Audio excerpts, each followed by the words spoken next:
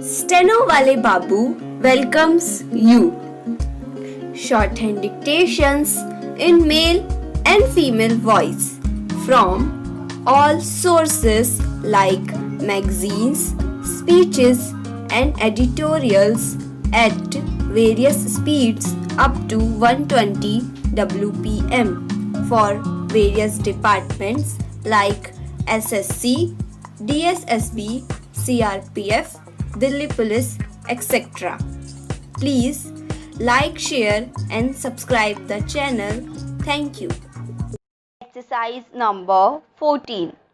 The income tax cannot be changed by the whim of the executive because it is enshrined in the law.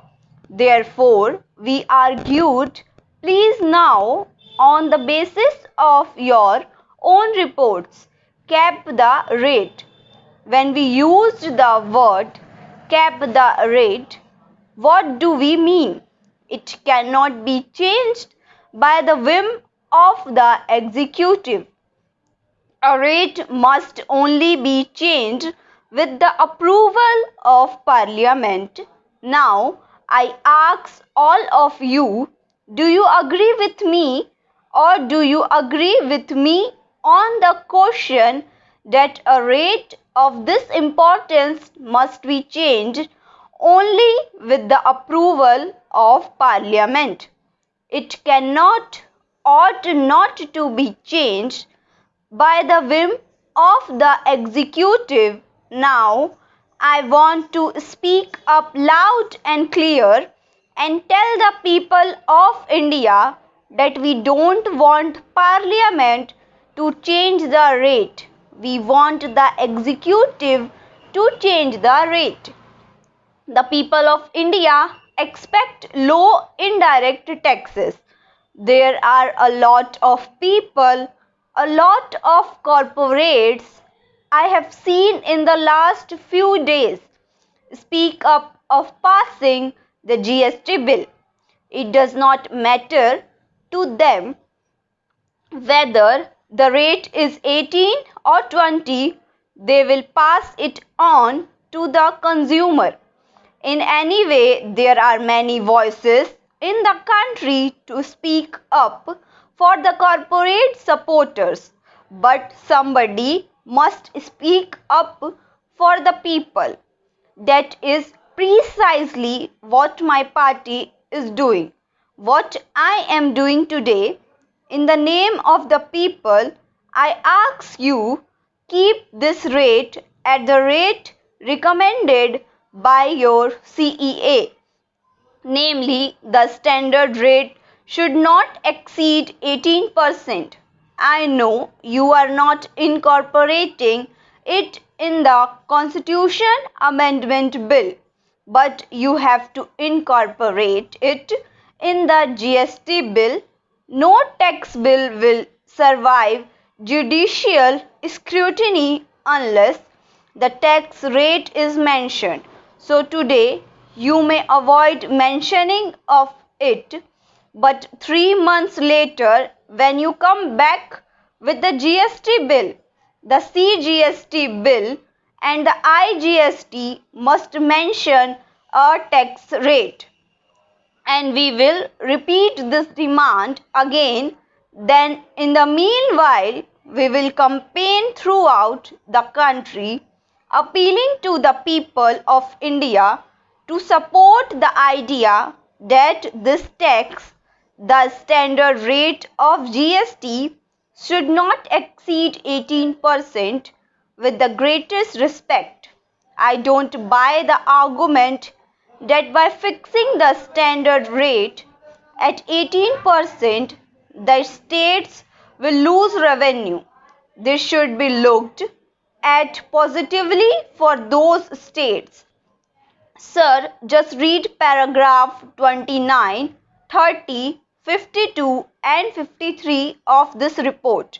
It categorically argues on sound data that a rate which is the standard rate, which is based on implied RNR 15 to 15.5, a standard rate of 18% will protect the revenues of the centers and state, will be efficient, will be non-inflationary, will avoid tax evasion, and will be acceptable to the people of India.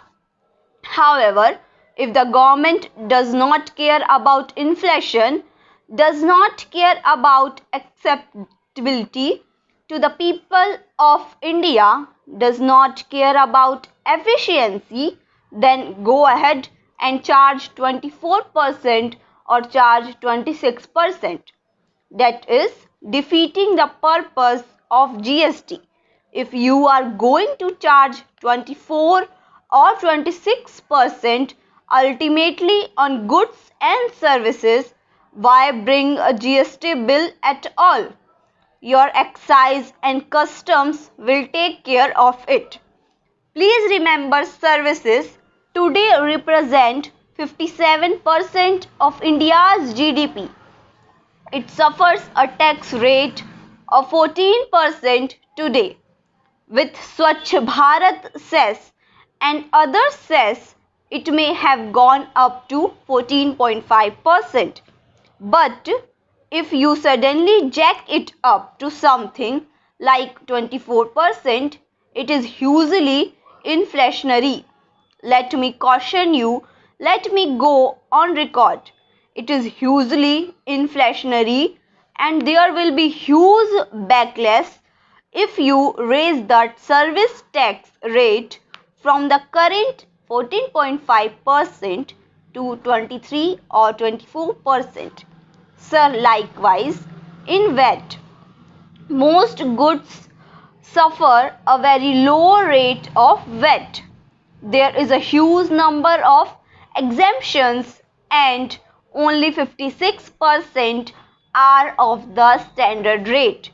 If you suddenly jack it up to 23 or 24%, it will be inflationary and a high rate will lead to tax evasion. A high rate will mean an inefficient system. So, I would urge the government to reflect on it again. Yes, we have today agreed because I believe even the government has not made up its mind on what the RNR is. The government and the state ministers are not agreeable on what the RNR is. In the last meeting that took place the last Tuesday, according to our information, there was a clear cleavage or disagreement between the state finance minister on the one side and the union finance minister on the other. I can't believe that they have not agreed on RNR. They are going back to their drawing board and work on the RNR. I don't know. Perhaps within the government there is a disagreement between the revenue department and the economics division. Eventually, you will have to come to an agreement. Thank you.